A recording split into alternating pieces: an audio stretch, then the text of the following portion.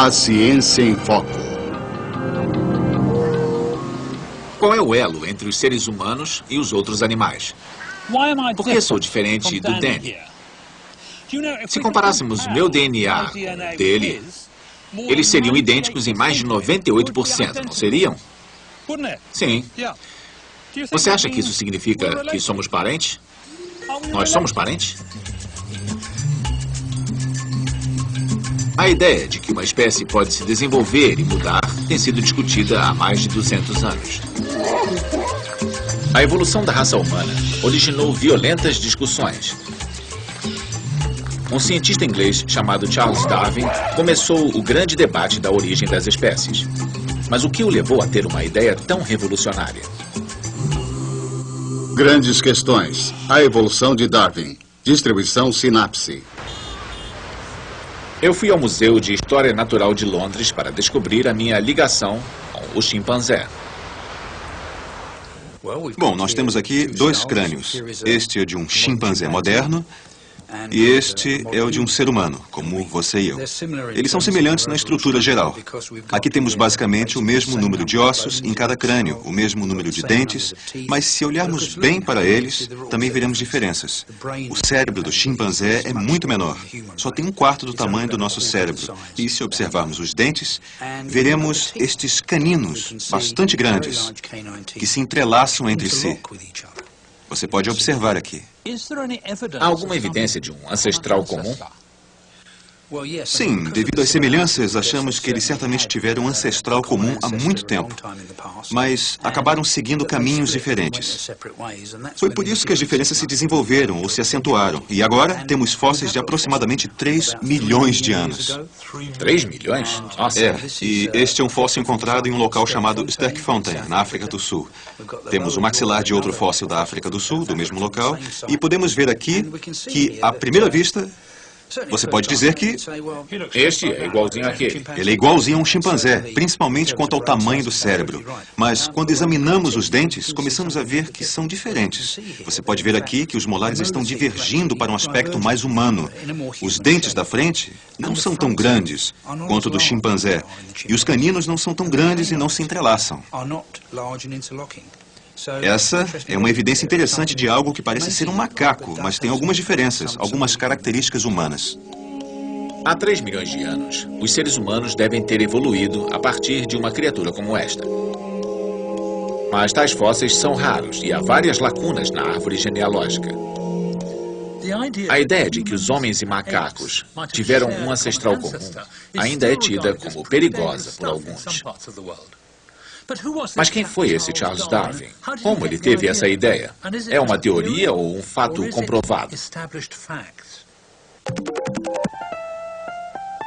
Charles Darwin nasceu em 1809 em uma família rica de Shropshire. O seu pai era médico, um bom pai, mas muito severo. O seu avô era Erasmus Darwin, que já havia escrito sobre a evolução na época em que todos na Inglaterra acreditavam literalmente na Bíblia.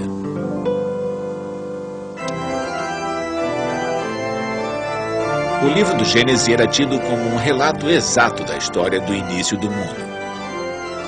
Um estudioso havia até calculado que Deus criou a raça humana no ano 4004 a.C., domingo, dia 23 de outubro, às 9 da manhã. Na verdade, o que importava para as pessoas não era exatamente a hora e a data, mas o fato de que a raça humana foi criada por Deus. Alguns anos antes do nascimento de Darwin, um padre chamado William Paley publicou um livro de muito prestígio sobre a origem da vida, no qual ele enfatizou que a complexidade do mundo em que vivemos comprova a existência de um Criador divino. Este é um de seus exemplos. Suponha que você esteja andando e encontre uma pedra. Você não se surpreenderia, pois há várias pedras por aí.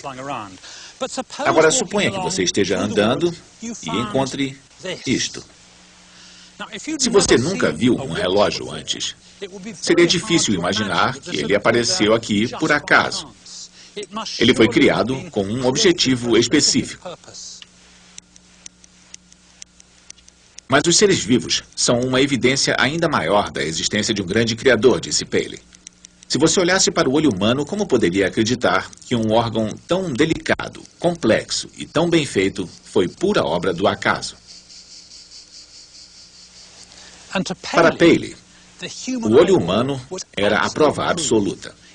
Ele foi obviamente criado e o Criador só podia ser Deus. Se você não tivesse nenhuma outra explicação para nossa presença na Terra, a explicação de Paley faria muito sentido. Mas Paley continuou dizendo que, como foram criados por Deus, todos os seres vivos eram, por definição, perfeitos e nunca precisariam mudar. E essa afirmação, que os seres vivos não precisavam mudar, foi desafiada pelas novas ideias da evolução.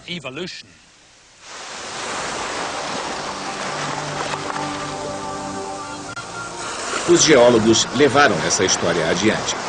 Eles começaram a observar que as rochas, como estas em Dorset, deviam ter levado milhões e não apenas milhares de anos para serem formadas. Mas o que eles encontraram dentro dessas rochas interessou ainda mais as pessoas. Os rochedos perto de Lime Ridges são uma das fontes mais ricas de fósseis do período Jurássico existentes. Datam de 180 milhões de anos atrás. Na época de Darwin, esses rochedos já tinham sido cenário das maiores descobertas de fósseis já feitas.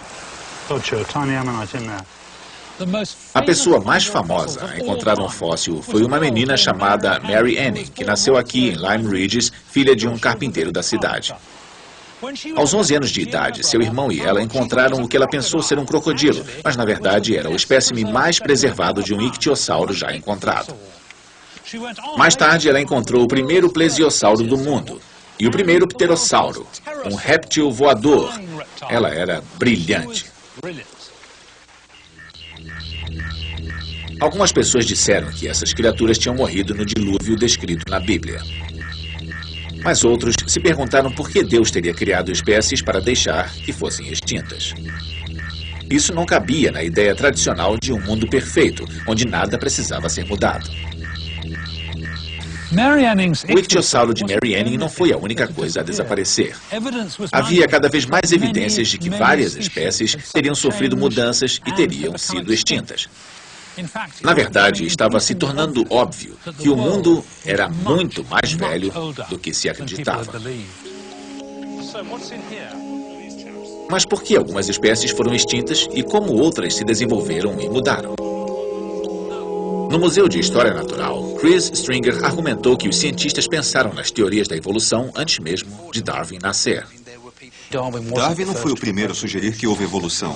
A ideia já havia sido levantada há muito tempo. Um biólogo francês chamado Lamarck acreditava que os seres vivos sofreram mudanças com o tempo, passando adiante as características que acentuaram durante a vida. Por exemplo, se as girafas esticassem constantemente o pescoço para alcançar a vegetação, essa característica seria passada adiante, e o pescoço longo seria passado para a geração seguinte, que, por sua vez, produziria um pescoço ainda mais longo. Hoje sabemos que Lamarck estava errado. As características que adquirimos durante a vida não são passadas aos filhos. Por exemplo, árvores entortadas pelo vento não produzem mudas tortas. E pais magros, que fazem musculação, não produzem filhos musculosos. Mas na época, essas ideias foram uma alternativa ao parecer bíblico da criação.